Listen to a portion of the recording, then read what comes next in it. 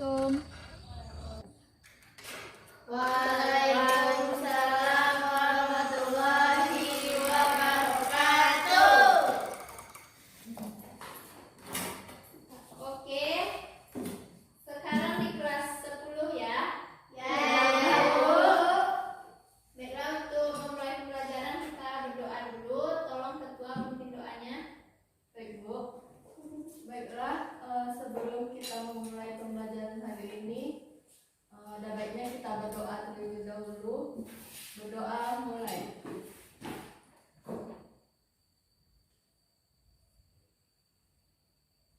Doa selesai. Hadir semua hari ini? Hadir, Bu. Absen saja ya. Ya, Bu. Windri Aprilia. Hadir, Bu. Sinta Wulandari. Hadir, Bu. Febiola. Hadir, Bu. Nurul Husni. Ainil Mardia. Hadir, Bu. Hadir semua ya. Ya, Bu. Baiklah, bagaimana kabarnya hari ini? Baik, Bu. Semangat ya untuk belajar. Semangat, Bu. Ya, kita harus tetap semangat walaupun ada kendala-kendala di luar sana. Nah, sekarang kita belajar tentang komunikasi tertulis. Nah, sebelumnya kita harus flashback dulu nih. Apa materi minggu lalu? Ada yang tahu? Saya, Bu. Nah, tolong Febiola silakan. Materi kemarin yaitu komunikasi lisan. Komunikasi lisan ada dua, yaitu pertama komunikasi lisan secara langsung, yaitu komunikasi yang dilakukan secara langsung tatap muka. Contohnya seperti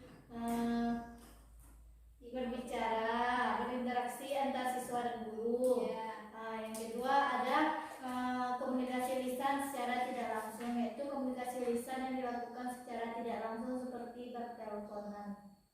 Ya, betul sekali yang dikatakan Febiola. Nah, ada dua komunikasi lisan, yang pertama langsung dan tidak langsung. Nah, sekarang sedang marak komunikasi lisan secara tidak langsung, contohnya melalui WA, melalui video call ataupun telepon. Nah, dengan adanya perkembangan tersebut, kita tidak boleh juga melupakan atau yang terpenting yang menjadi hal penting itu yaitu komunikasi tertulis. Itu juga harus dipertahankan. Nah, untuk itu kita harus mempelajari bagaimana seluk-beluk dalam komunikasi tertulis itu. Nah, sekarang kita belajar tentang komunikasi tertulis, yaitu surat. Bisa dilihat PPT-nya? Bisa, Bu. Nah, sebelum kita mulai pembelajaran, tentunya kita harus mengetahui terlebih dahulu tujuan pembelajaran kita. Yang pertama yaitu siswa mampu menjelaskan dengan benar pengertian komunikasi tertulis dari sebuah fakta yang telah diberikan. Dan yang kedua, setelah membaca sumber belajar, siswa dapat menyebutkan fungsi komunikasi tertulis dengan tepat. Dan yang ketiga, setelah membaca materi, siswa dapat menjelaskan serta mengelompokkan surat dengan tepat. Yang keempat, diberikan beberapa pernyataan, siswa dapat menjelaskan bagian-bagian surat dengan benar. Yang kelima, setelah membaca materi, siswa dapat membedakan bentuk-bentuk surat dengan tepat. Dan yang terakhir, melalui diskusi kelompok, siswa dapat membuat surat sesuai dengan bentuk surat yang telah ditetapkan. Nah, model pembelajaran kita pada hari ini yaitu learning together, di mana nanti Ibu akan membagi Ananda kepada dua kelompok dan Ibu akan memberikan tugas terkait dengan materi kita hari ini. Nah, langsung saja pada materi hari ini tentang surat. Nah, siapa yang pernah atau yang sudah mengetahui apa itu surat? Ya, silakan Nurul. Surat adalah sarana untuk menyampaikan informasi secara tertulis dari satu pihak pada pihak lain. Ya, betul sekali yang dikatakan Nurul. Jadi surat itu adalah sarana komunikasi yang digunakan untuk menyampaikan informasi tertulis oleh satu pihak kepada pihak lain. Nah, contohnya suatu perusahaan mengirim surat kepada perusahaan lain untuk kepentingan bisnis atau kepentingan dinas gitu, ataupun kepentingan pribadi. Nah, selanjutnya kita harus juga mengetahui apa itu fungsi-fungsi surat. Ada yang sudah tahu apa itu fungsi-fungsi surat? Tidak tahu? Nah, langsung saja. Fungsi-fungsi surat itu ada 6. Yang pertama, tanda bukti tertulis hitam di atas putih dari suatu perbuatan atau aktivitas manusia. Nah, surat itu dijadikan suatu hitam di atas putih, maksudnya sebagai perekam aktivitas manusia tersebut secara tertulis. Nah, yang kedua, alat pengingat atau berpikir.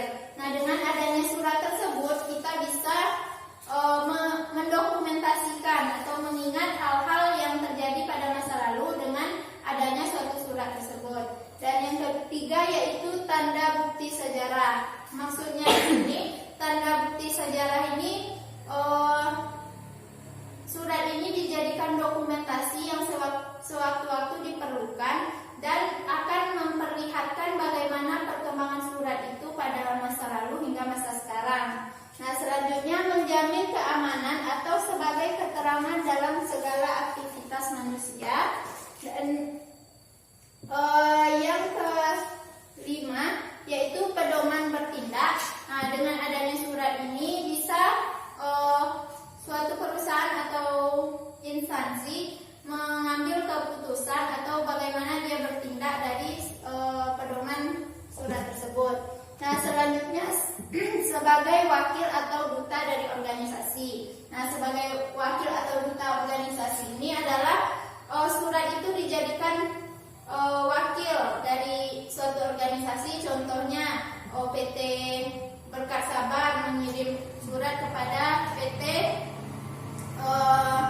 Maju Jaya. Nah, itu merupakan surat yang dikirim oleh Berkat Sabar tersebut merupakan perwakilan dari instansinya. Begitu juga dengan surat lamaran pekerjaan. Contohnya seperti surat lamaran pekerjaan itu kita mewakilkan diri kita melalui surat tersebut kepada perusahaan yang ingin kita tuju.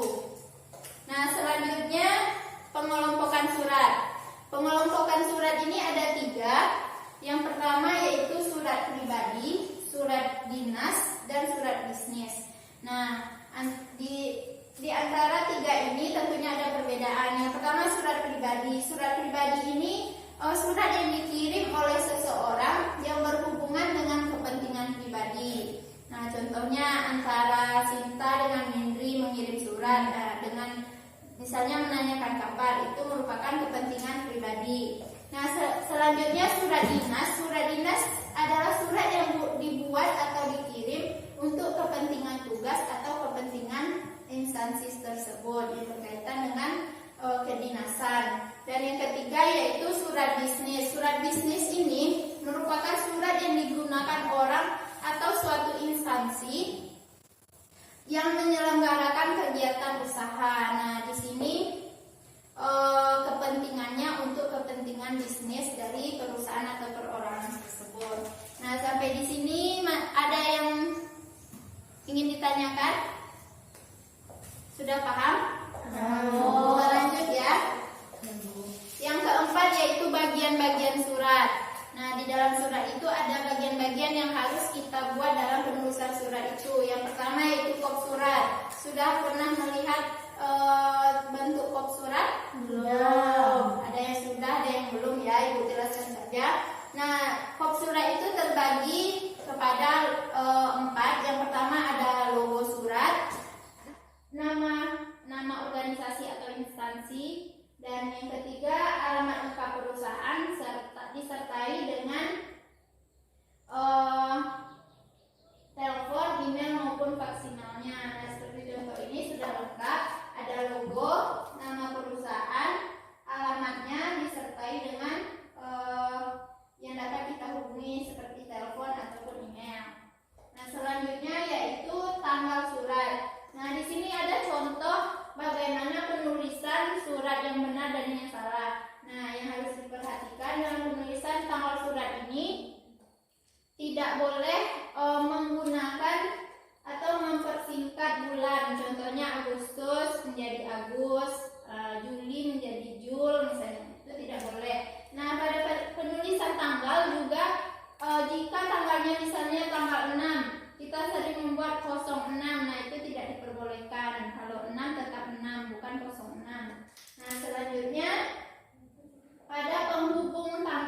surat itu tidak boleh menggunakan strip, spasi saja.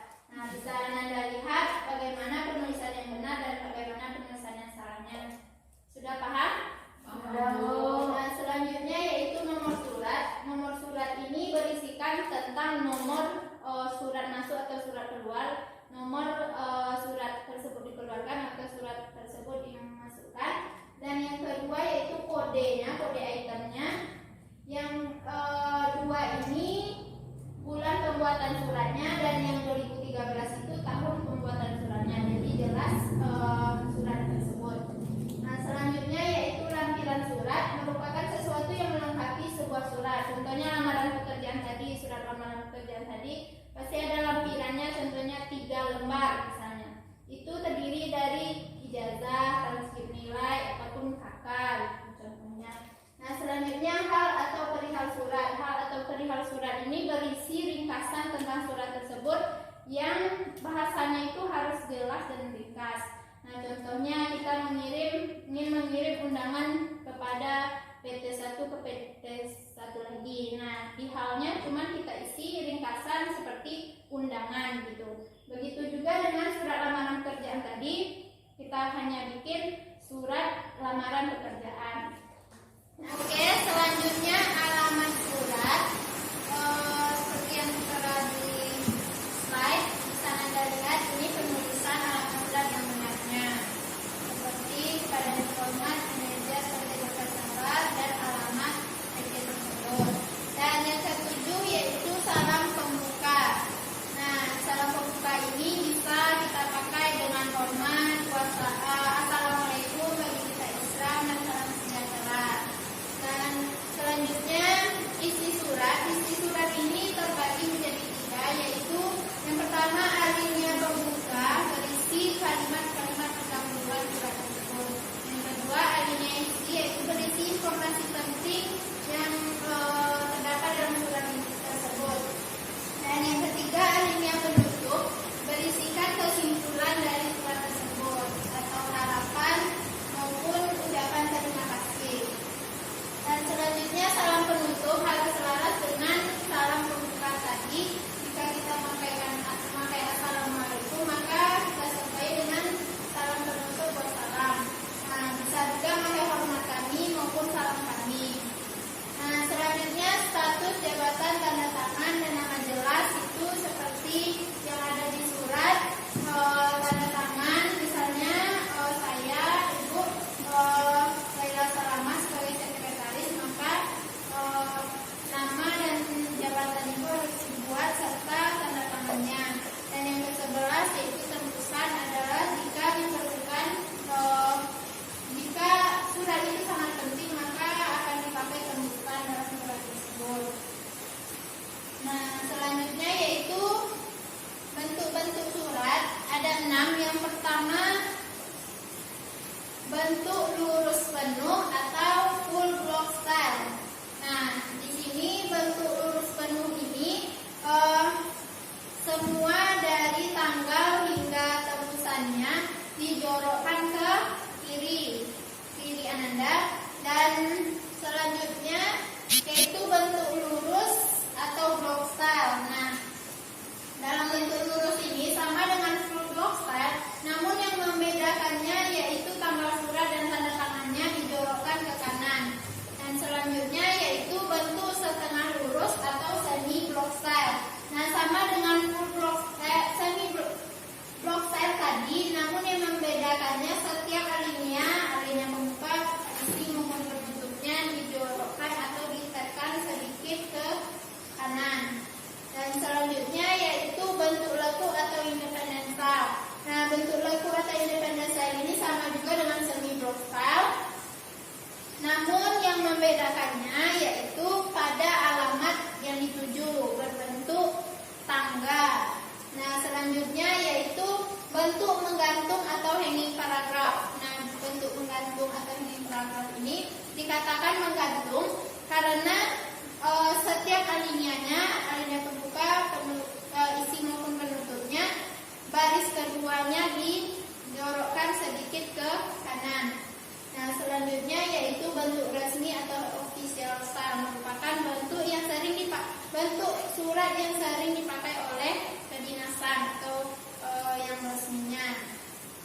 Nah, di sini sama dengan yang membedakannya itu yaitu alamat hingga isinya itu dijorokkan sedikit ke kanan dan hal nomor surat serta lampirannya ditulis sebelah kiri.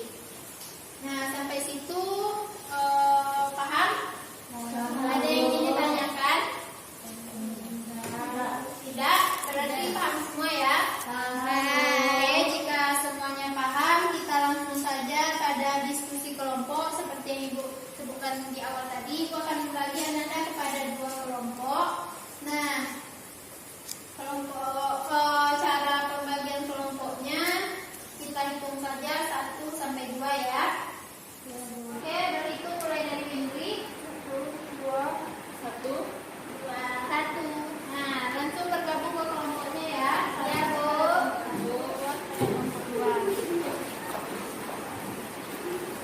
Sudah bergabung kepada kelompoknya ya? Sudah. Oke, di sini Ibu minta Ananda untuk nanti Ibu suruh membuat surat dinas dan surat bisnis. Nah, surat dinas ini berbentuk bentuk official style atau resmi, dan yang untuk surat bisnis bentuknya semi lokal. Nah, Anda bisa mencari di internet ataupun sumber lainnya.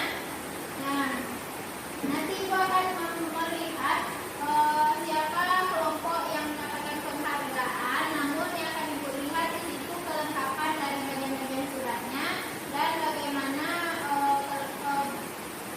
tata cara pembentukan surat yang sudah Ibu sampaikan tadi. Oke, ready? Nah, ditulis di kertas ini ya. Nanti dikumpulkan ke depan. Ibu beri waktu 5 menit. Nah, jika waktunya sudah habis, siap tidak siap harus dikumpulkan ya. Ya, Bu.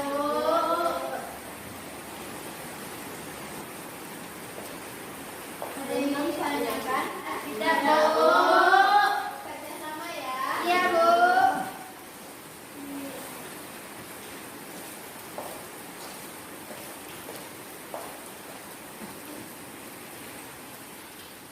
Sudah selesai, waktunya sudah habis. Sudah, Bu. Nah, langsung dikumpulkan ke depan untuk Ibu nilai terlebih dahulu.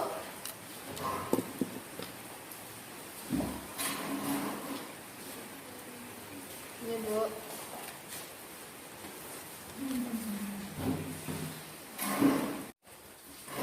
Nah, hasilnya sudah Ibu periksa.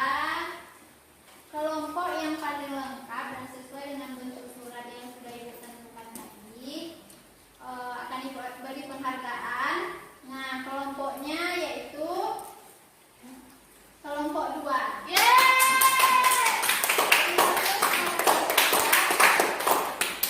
Nah, di sini ya, nilainya sangat sedikit. Untuk kelompok 2 nilainya 85, sedangkan kelompok 1 nilainya 82,5.